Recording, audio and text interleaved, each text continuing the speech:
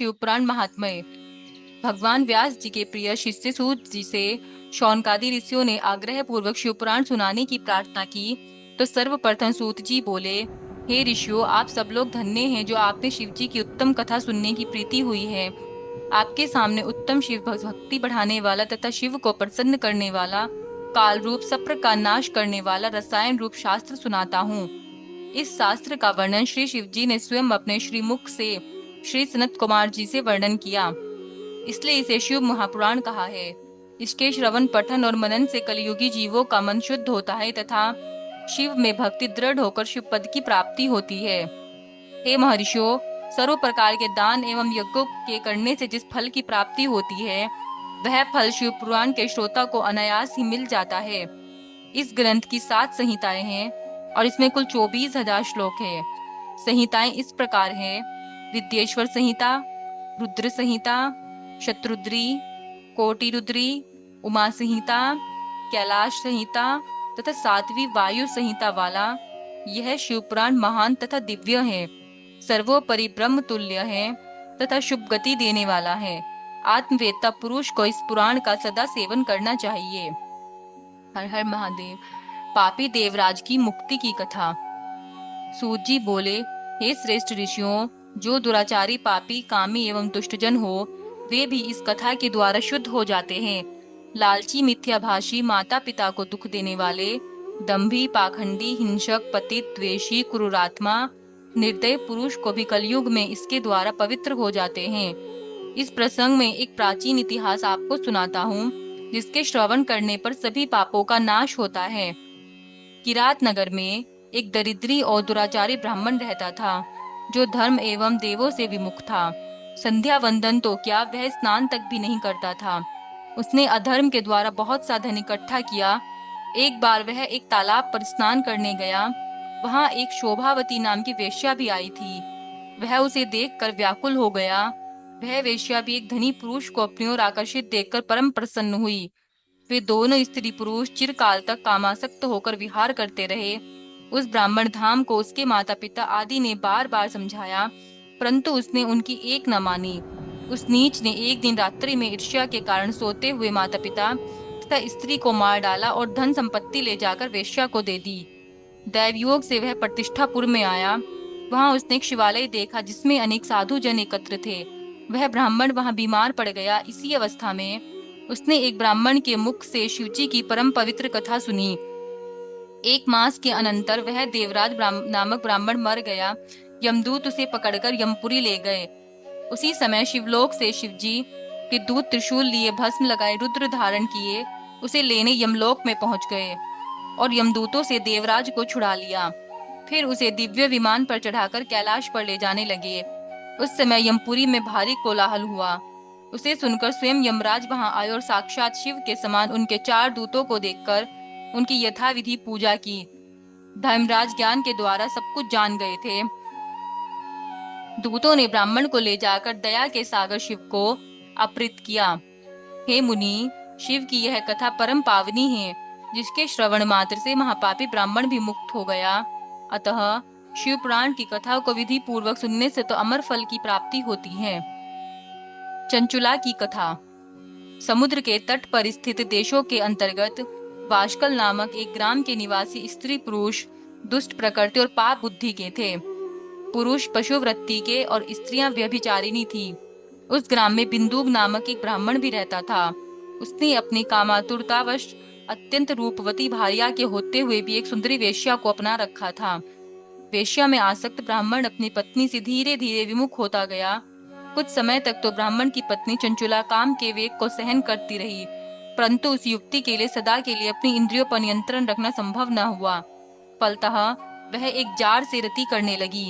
एक रात्रि को बिंदु ने अपनी पत्नी को परम पुरुष के साथ रमण करते हुए देखा तो वह क्रोध से विक्षिप्त हो उठा। जार पुरुष तो वहां से भाग गया और बिंदुक ने अपना सारा क्रोध अपनी पत्नी पर उतारने लगा तथा मुक्कों से उसकी पिटाई करने लगा। चंचुला ने अपने पति से विनय पूर्वक कहा कि जब आप मुझ जैसी पतिव्रता और रूपवती युवती को छोड़कर वेश्यागमन करते हो तो मैं कितनी दुखी होती हूँ। इसका आप अनुमान लगाइए कि भला मैं किस प्रकार सुदीर्घ काल के लिए काम पीड़ा को सहन कर सकती हूँ। यह सब आप सोच समझकर बताइए। पत्नी के वचनों को सुनकर निर्बुद्धि बिंदुक बोला, प्रिय, तुम्हारा विश्लेषण सत्य है। तुम निर्भय होकर 4 पुरुषों के साथ विहार करो, परंतु उन्हें रति सुख देकर बदले में उनसे धन कमाओ। उस धन से हम दोनों का बहुत लाभ होगा। चंचुला ने पति की आज्ञा को स्वीकार कर लिया और फलतः दोनों कुकर्मी हो गए। समय आने पर बिंदुक की मृत्यु हो गई और वह नरक में अनेक दुख भोगकर पिशाच योनि में उत्पन्न हुआ। चंचुला का यौवन भी परम पुरुष का संग करते करते बीत गया। एक बार वह अचानक भ्रमण करती हुई गोकर्ण क्षेत्र में आई और वहां उसने मंदिर में एक पंडित जी को कथा बांचते हुए देखा। वह वहां बैठकर दत्तचित्त होकर तथा कथा सुनने लगी। उसने कथा में 4 पुरुषों में आसक्त स्त्रियों के दुष्परिणाम, नरक भोग की व्यथाजनक बात ज्यों ही सुनी त्यों ही वह कांप उठी। कथा की समाप्ति पर सब लोगों के चले जाने पर वह कथावाचक ब्राह्मण के चरणों में गिरकर बिलखने लगी। ब्राह्मण द्वारा पूछे जाने पर चंचुला ने अपनी सारी करनी कह सुनाई और रो रो कर ब्राह्मण से अपने उद्धार का उपाय पूछने लगी। ब्राह्मण ने कहा कि जिस शिव पुराण की कथा को सुनकर तुम्हारे चित्त में विवेक जागृत हुआ है, उसी पुराण को सुनने से तुम्हारा मोक्ष हो सकता है। जिस प्रकार निर्मल दर्पण में प्रतिबिंब सही दिखता है, उसी प्रकार शिव पुराण के सुनने से विशुद्ध चित्त में अंबिका सहित भगवान शिव का साक्षात्कार हो जाता है। शिव जी की कथा के श्रवण मनन चित्त शुद्धि तथा गणेश कार्तिकेय सहित शिव की भक्ति प्राप्त होती है। शंकर का भक्त उनकी कृपा से देव दुर्लभ मुक्ति पा लेता है। अतः हे ब्राह्मण स्त्री, तुम्हारे कल्याण का एकमात्र उपाय शिवपुराण का श्रवण ही है। ब्राह्मण के वचन सुनकर उसके प्रति आभार प्रकट करती हुई चंचुला उससे ही शिव कथा सुनाने का अनुरोध करने लगी। ब्राह्मण ने उस दीन अबला की प्रार्थना को स्वीकार किया। चंचुला ब्राह्मण द्वारा बताई गई विधि से स्नान करके, जटावल्कल धारण करके, शरीर पर भस्म लगा और रुद्राक्ष धारण करके तथा जितेंद्रिय होकर श्रद्धा भक्ति पूर्वक शिवपुराण का श्रवण करने लगी। इस प्रकार शिव के ध्यान में मग्न होकर ही चंचुला ने शरीर त्याग किया और शिवपुरी में पहुंचकर उमा सहित भगवान शंकर के साक्षात दर्शन किए। उसकी श्रद्धा भक्ति को देखते हुए पार्वती ने उसे नित्य के लिए अपना सामीप्य प्रदान किया। शौनक जी ने सूत जी से निवेदन किया कि चंचुला का और आगे का वृत्तांत सुनाने की कृपा करे।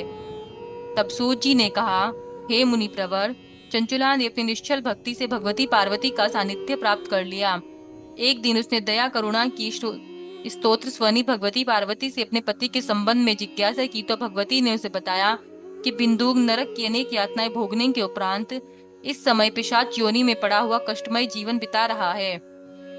यह सुनकर चंचुला खिन्न और उद्विग्न हो उठी। वह भगवती की अनेक प्रकार से स्तुति वंदना करके उनसे अपने पति के उद्धार की याचना करने लगी। अपने भक्तों को कृत कृत्य करने वाली माता पार्वती ने तुम्बरु गंधर्व को बुलाकर उसे विंध्याचल पर्वत पर जाकर वहां पिशाच योनि में पड़े बिंदुक को शिवपुराण सुनाने और इससे उसका उद्धार करने का आदेश दिया। माता की आज्ञा को श्रोधार्य करते हुए तुम्बरु विंध्याचल पहुंचा और वहां उस पिशाच को बलपूर्वक बिठाकर कथा सुनाने लगा। शिव कथा के आयोजन को सुनकर देवता लोग भी वहां पहुंच गए। इससे श्रोताओं का वहां एक सुंदर समाज जुट गया। तुम्बरू से शिव कथा सुनकर जहां अन्य सभी उपस्थित सज्जन कृत कृत्य हो गए, वहां बिंदुक निष्पाप होकर पिशाच योनि से मुक्त हो गया। बिंदुक अब निरंतर शिवजी का गुणगान करने लगा। भगवान शंकर ने उसकी अचल प्रीति को देखकर उसे अपना गण बना दिया। सूत जी बोले, हे शौनक महाराज, इस प्रकार इस शिव पुराण की कथा बड़े से बड़े पापियों का उद्धार करके उन्हें सद्गति प्रदान करने वाली है। अब मैं आपको इस पुराण को सुनने की विधि बताता हूँ, क्योंकि विधि पूर्वक संपन्न कार्य अतुल सिद्धिदाता होता है। शिव पुराण के सुनने की विधि। शिव पुराण के निर्भीक श्रवण के लिए ब्राह्मण से शुभ मुहूर्त निकलवाना चाहिए। देश देशांतर स्थित अपने बांधवों को अपने शुभ निश्चय की सूचना देते हुए उन्हें निमंत्रित करना चाहिए। अपने नगर के इष्ट मित्रों तथा बंधु बांधवों को भी श्रद्धा पूर्वक निमंत्रण देना चाहिए और आए हुए सज्जनों का यथोचित स्वागत करना चाहिए। शिवालय, तीर्थ अथवा घर में ही कथा की सारी व्यवस्था करनी चाहिए। कथा स्थल की भूमि का संशोधन कराकर उसे चित्रों से सुसज्जित करना चाहिए। केला, चंदोवा आदि से सुसज्जित एक सुंदर मंडप बनाना चाहिए और उसके चारों ओर ध्वजा पताकाएं लगानी चाहिए। वक्ता के लिए उपयुक्त स्थान और सुखद आसन की व्यवस्था करनी चाहिए। वक्ता को पूर्वाभिमुख और श्रोता को उत्तराभिमुख होकर बैठना चाहिए। कथावाचक के प्रति उसके आयु, सामाजिक स्थिति और शारीरिक अवस्था के भेदभाव को छोड़कर आदर भाव रखना चाहिए तथा उसे सदैव श्रद्धा पूर्वक प्रणाम भी करना चाहिए। प्राणज्ञ, शुद्ध बुद्ध तथा शांत चित्त ब्राह्मण को अपने यजमान के हित साधन को ही अपना पुनीत कर्तव्य मानते हुए कथा के दिनों में संयम नियम का जीवन व्यतीत करना चाहिए। ब्राह्मण को प्रतिदिन सूर्योदय से 3.5 प्रहर तक कथा सुनानी चाहिए। उसके उपरांत सभी उपस्थित लोगों को मिलकर एक साथ भजन कीर्तन करना चाहिए। शिवपुराण के वक्ता के पास सहायतार्थ प्राणज्ञ ब्राह्मण भी होना चाहिए। कथा में आने वाले विघ्नों के निर्वाणार्थ विधि पूर्वक गणेश पूजन करना चाहिए। यजमान को कथा अवधि में ब्रह्मचर्य तथा शुद्ध आचार का पालन अत्यंत कठोरता पूर्वक करना चाहिए। कथावाचक ब्राह्मण को अपने यजमान को शिवपुराण में साक्षात महेश्वर की भावना करते हुए उससे इस पवित्र ग्रंथ का पूजन कराना चाहिए और उससे यह प्रार्थना करनी चाहिए कि भगवान शंकर उस पर प्रसन्न होकर उसको इस ग्रंथ के मर्म को समझाने और निर्विघ्न श्रवण करने की क्षमता प्रदान करे। यजमान को ऐसे 5 ब्राह्मण पृथक से नियत करने चाहिए जो पंचाक्षर शिव मंत्र का निरंतर जाप करते रहें। यजमान का यह भी कर्तव्य है कि ग्रंथ समाप्ति पर वक्ता तथा अन्य ब्राह्मणों को अन्न वस्त्र तथा दक्षिणादि से पूर्णतः संतुष्ट करे। इस प्रकार शिवपुराण का विधि पूर्वक श्रवण निसंदेह यह लौकिक सुख और पारलौकिक कल्याण को देने वाला है। अथ शिव स्तुति प्रारंभ। दोहा। श्री गिरजापति बंदीकर चरण मध्य सिर नाये, कहत अयोध्या दास तुम मोह पर होहु सहाय। नंदी की सवारी नाग अंगीकार धारी, नित्य संत सुखकारी नीलकंठ त्रिपुरारी है। गले मुंडमाला धारी, सिर सोहे जटाधारी, वाम अंग में बिराजी गिरजा सुतवारी हैं। दानी बड़े भारी, शेर शारदा पुकारी, काशीपति मदहारी करशूल चक्रधारी है। कला उजियारी, लखदेव सो निहारी, यश गावे वेदचारी, सो हमारी रखवारी। शंभु बैठे हैं विशाला, भंग पीवे, सो निराला नित रहे मतवाला। अहि अंग पे चढ़ाए हैं, गले सोहे मुंडमाला। कर डमरू विशाला, अरु ओढ़े मर्ग छाला। भस्म अंग में लगाए हैं, संग सुरभि सुतशाला। करे भक्त प्रतिपाला, मृत्यु होते ही अकाला। शेष जटा को बढ़ाए हैं, कहे राम लला करो मोहि तुम निहाला। गिरिजापति आला जैसे काम को जलाए है। मारा है जलंधर और त्रिपुर को सहारा। जिन जारा है काम जाके, शीर्ष गंग धारा है। धारा है अपार जासु महिमा, है 3 लोक। भाल सोहे चंद्र जाके, सुषमा को सारा है। सारा अहि बात सब खायो, हलाहल जानी। जगत के आधारा जाहि, वेतन उचारा है। चारा है भाग जाके द्वार है। गिरीश कन्या कहत अयोध्या, सोई मालिक हमारा है। अष्ट गुरु ज्ञानी जाके मुख वेद बानी। शुभ भवन में भवानी सुख संपत्ति लहा करे। मुंडन की माला जाके चंद्रमा ललाट सोहे। दासन के दास जाके दारिद्र दहा करे। चारों द्वार बंद जाके द्वारपाल। नंदी कहत कवि आनंदी, नाहक नर हाहा करे। जगत रिसाए यमराज को कहा बसाए। शंकर सहाय तो भयंकर कहा करे। सवैया गोर शरीर में, गौरी विराजत मोर जटा। सिर सोहत जाके, नागन को उपवीत लहे। ये अयोध्या शशिभाल में वाके। दान करे पल में फलचारी, ओ टारत अंक लिखे विधिना के। शंकर नाम निशंक सदा ही भरोसे हैं, निसी वासर ताके। दोहा। मगसर मास हेमंत ऋतु, छठ दिन है शुभ बद्ध। कहत अयोध्या दास हो शिव के विनय समुद्ध।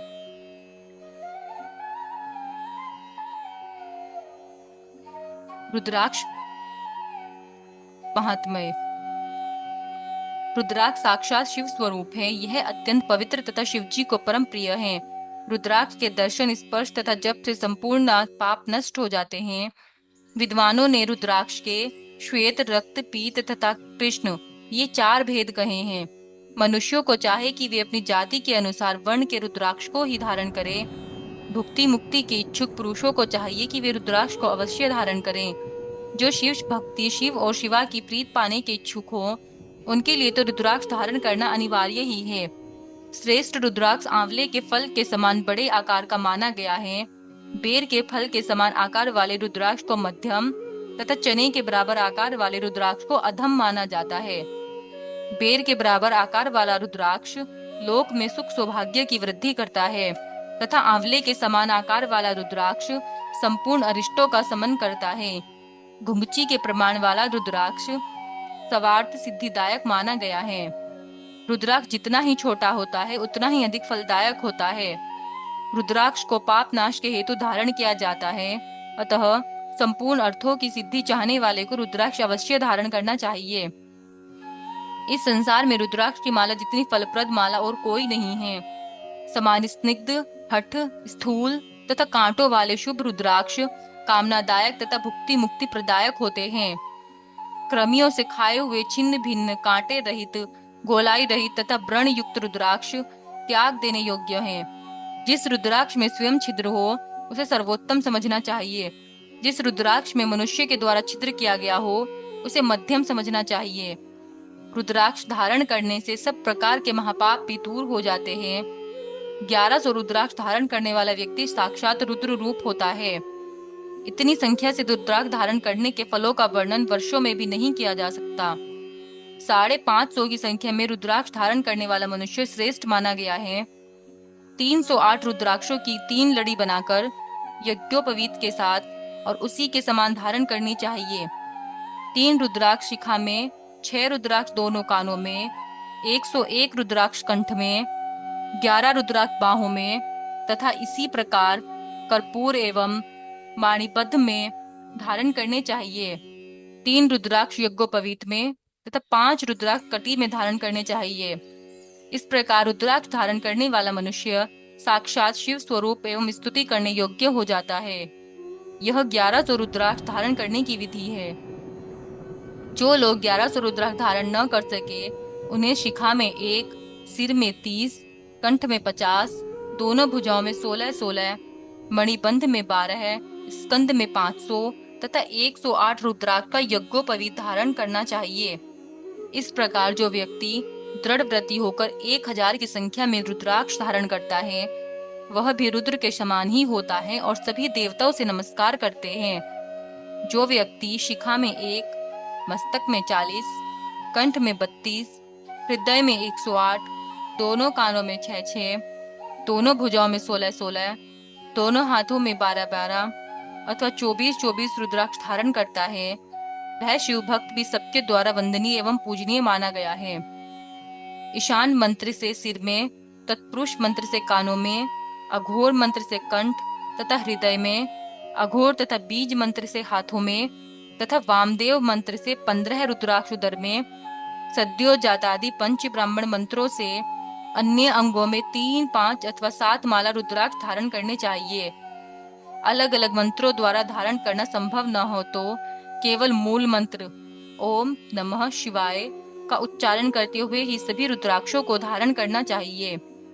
रुद्राक्ष धारण करने वाले को चाहिए कि वह मद्य, मांस, प्याज, लहसुन, सहजना तथा श्लेष मंतक वस्तुओं आदि का सेवन न करे।